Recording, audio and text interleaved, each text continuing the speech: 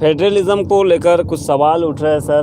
भारत के संविधान में फेडरलिज्म का वर्ड कहाँ है ये भी पूछ रहे हैं। इस तरह के सवाल अगर कुछ लोग कर रहे हैं तो इनका आप किस तरह से जवाब देना चाहेंगे सर? नहीं, इसमें कुछ बातें जो बोली जा रही है, पर्टिकुलरली केसीआर जो है आपके तेलंगाना के सीएम, उनकी बातों में तथ्य है। देखिए, अभी आप we are a union of India, हमारा थोड़ा यूनिटरी स्टेट है, स्टेट्स को पावर है लेकिन कम दिए है। लेकिन अभी यूनियन जो है उसको असर्व कर रही है, सारे के सारे पावर्स को धीरे धीरे जो है सेंटर जो है असर्व कर रही है।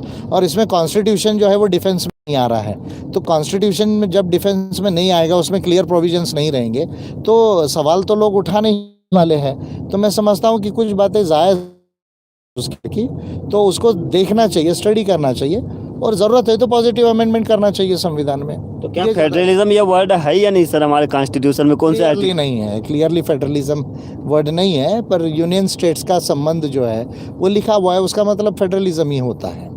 कुछ लोगों को लग रहा है कि मानकर साहब लोगों को गुमराह करने की कोशिश कर रहे हैं, केवल वोट पाने के लिए राजनीति कर रहे हैं। इनके बारे में आप क्या कहना चाहेंगे सर? इनको क्या सुझाव देंगे सर आप? नहीं, वो सुझाव देने के लायक नहीं, क्योंकि उनकी पढ़ाई नहीं है कॉन्स्टिट्यूशन की।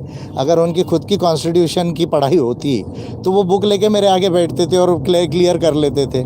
जिनकी मेंटल कैपेसिटी ही नहीं है, कॉन्स्टिट्यूशन जिन्होंने पढ़ा ही नहीं है, इंडियन कॉन्स्टिट्यूशन नहीं पढ़ा, कॉन्स्टिट्यूशन के फ्रेमिंग के डॉक्यूमेंट्स नहीं पढ़े, वर्ल्ड कॉन्स्टिट्यूशंस नहीं पढ़े, तो वो क्या है, कॉन्स्टिट्यूशन को अंधा बन के ही जो है वो मानेंगे। लेकिन कॉन्स्टिट्यूशन में जो बड़े बड़े वीकनेसेस है, बड़े बड़े जो ब्लॉकेज है, उसको आप जब तक पॉजिटिव अमेंड नहीं करोगे, इंडिया आगे नहीं जाएगा, और आपकी जो मेजर प्रॉब्लम्स है वो आगे नहीं जाएंगी। जैसे सपोज एबोरिजिनल ट्राइब्स कॉन्स्टिट्यूशन ने नहीं माना, तो आप उनको second generation of indigenous rights कैसे गारंटी करोगे? क्योंकि उनको तो एबोरिजिनल इंडिजिनस मानता ही नहीं है कॉन्स्टिट्यूशन जो है। फिर आपके कॉन्स्टिट्यूशन में 50% सीलिंग का प्रोविज़न जो है वो सुप्रीम कोर्ट ने क्लियर बता दिया कि इंटरप्रिटेशन करके कि भाई कॉन्स्टिट्यूशन में ऐसा प्रोविज़न ही नहीं है। और ये तो कॉन्स्टिट्यूशन लिखने वालों का खुद का भी होता कि माइनॉरिटी ऑफ सीट्स के लिए रिजर्वेशन होता है। तो अभी आप ओबीसी जो है वो 45% से ज़्यादा है, उसको 27% पे आपने रोक दिया है। तो अभी आप इक्वालिटी ऑफ अपॉर्चुनिटी, दूसरा क्या स्कोप है उसको इक्वालिटी ऑफ अपॉर्चुनिटी का? तो ये जो तमाम सवाल है, या फेडरलिज्म की जो बातें है, अभी स्टेट जो है वो पूरी बौनी हो रही है। अगर वो सवाल नहीं उठाएंगे तो फेडरलिज्म का कोई मतलब नहीं रह जाएगा आपके कॉन्स्टिट्यूशन के अंदर में। ऐसे बहुत सारी चीज़ें हैं। जुडिशरी को स्टेट नहीं बोला गया कॉन्स्टिट्यूशन में, आर्टिकल 12 में डिफाइन ही नहीं किया जुडिशरी को। तो जुडिशरी स्टेट है या नहीं है ये लिखा ही नहीं है कॉन्स्टिट्यूशन में। और फिर reservation is only an appointment and post. तो जुडिशरी या कोई भी स्पेसिफाइड ऑफिस में रिजर्वेशन आप नहीं ला सकते। ऐसे कई जो है वो वीकनेसेस है कॉन्स्टिट्यूशन के अंदर में। और अगर किसी को इसके ऊपर में डिटेल में जाना है तो they should study the constitution of India, not once twice thrice. उसके बाद में कंपेरेटिव स्टडी करना चाहिए। उसके बाद में अगर कोई पॉइंट्स है तो वो बात करना चाहिए। अगर ऐसा है तो बुक लेके बैठना चाहिए। बुक लेके बैठने की क्षमता नहीं हो जिनके अंदर होती है, वही लोग जिनकी बुद्धि रिजर्व हो जाती है, वो लोग ऐसी बातें करते रहते हैं। तो ऐसे लोगों को अहमियत देने की ज़रूरत नहीं है। सर, डिग्री होना कितना महत्वपूर्ण हो जाता है नॉलेज के लिए? क्योंकि कुछ लोग ये बोल रहे हैं कि मानकर साहब के पास कितनी डिग्रियां है जो इस तरह की बातें कर रहे हैं, इस तरह के कानून जो कॉन्स्टिट्यूशन पर सवाल कर रहे हैं।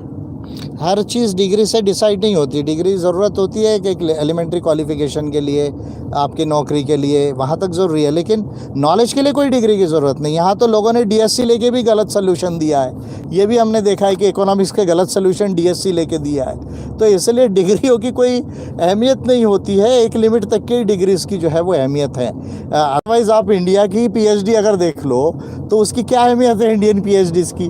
अगर आप इंडिया की 1000 पीएचडी देख लो, उसमें कितनी पीएचडी बहुत ज़्यादा सिग्निफिकेंट है अगर आप वर्ल्ड लेवल में देखा जाए तो आई डोंट फील कि डिग्री से ही होता है। ठीक है, उसकी ज़रूरत है लिमिटेड लेवल पर नॉलेज कैसे पढ़ाई से और काम से जो है वो समझा जा सकता है। ये एक महत्वपूर्ण बात है। डिग्रीज़ का जहाँ तक बात है तो I am MSc tech in environmental geology, that is my basic degree जो है, and I qualified UC group A services. तो मैं समझता हूँ इतना काफ़ी है। बाकी तो पढ़ाई जो है वो आज ग्रुप ए ऑफिसर्स को जो नहीं है, देश के जो पॉलिटिकल लीडर्स को नहीं है और यूनिवर्सिटी में बैठे जो प्रोफेसर्स को नहीं है, तो वो पढ़ाई इंडिया के अंदर में वर्ल्ड लेवल की बेस्ट मानकर सर की है। ये बात अगर किसी को चैलेंज करना हो तो मेरे आगे आ सकता है, लेकिन ये आरक्षित बुद्धि वालों का काम नहीं है। रिजर्वेशन से जो गए हैं, केवल रिजर्वेशन से नौकरी एक अलग बात है, वो ज़रूरी था, लेकिन बुद्धि को जो आरक्षित कर लिया उनका सब्जेक्ट नहीं है।